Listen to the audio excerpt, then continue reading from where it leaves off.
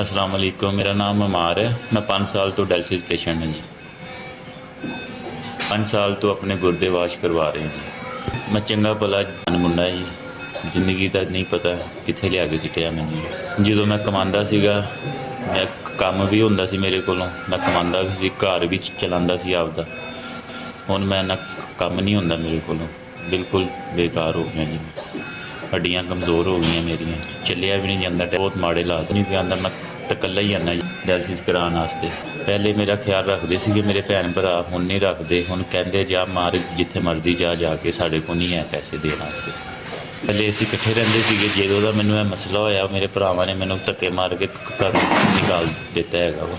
उन्होंने कहा जी जा हुण अपना आप कर, तैनूं असीं किन्नी कुछ देर संभालीए तो किन्नी कुछ देर तैनूं असीं पैसे दईए।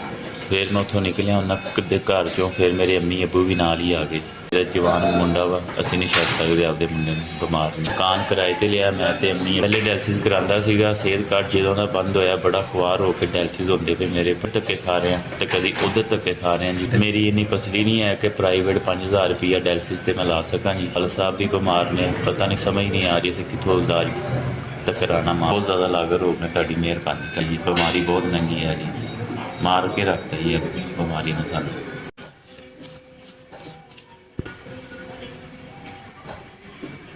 SBS ਤੁਹਾਡੇ ਅਦਾਰੇ ਦਾ बहुत शुक्रिया, ਤੁਸੀਂ मेरी 10,000 रुपये की मदद की।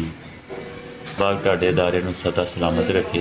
SBS ਤੁਹਾਡਾ बहुत शुक्रगुजार हाँ, ਤੁਸੀਂ इस कौड़े हालात 'ਚ मेरी हैल्प की 10,000। अजकल किसी को भी 10 रुपया नहीं फड़ांदा, तो तुसीं मैं 10,000 रुपया भेजिया SBS।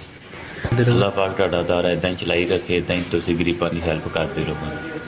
SBS ਤੁਹਾਡੇ ਅਦਾਰੇ ਦੀ ਬਹੁਤ ਮਿਹਰਬਾਨੀ, ਤੁਹਾਡਾ ਭੇਜਿਆ ਹੋਇਆ 10,000 रुपया ਮੈਨੂੰ ਮਿਲ ਗਿਆ ਜੀ। ਤੁਹਾਨੂੰ अल्लाह पाक इन्ना भेजे कर सकते। अल्लाह पाक ਤੁਹਾਡਾ ਅਦਾਰਾ ਚਲਾਈ ਰੱਖੇ। 10,000 'ਚ बड़े कम हो जाएंगे जी, गरीब बंदे जी, माड़े बंदे। 10,000 नहीं है, 10 लाख है जी मेरे वास्ते। SBS ਤੁਹਾਡੀ बड़ी मेहरबानी। मैं आपकी सर जी बहुत शुक्रिया।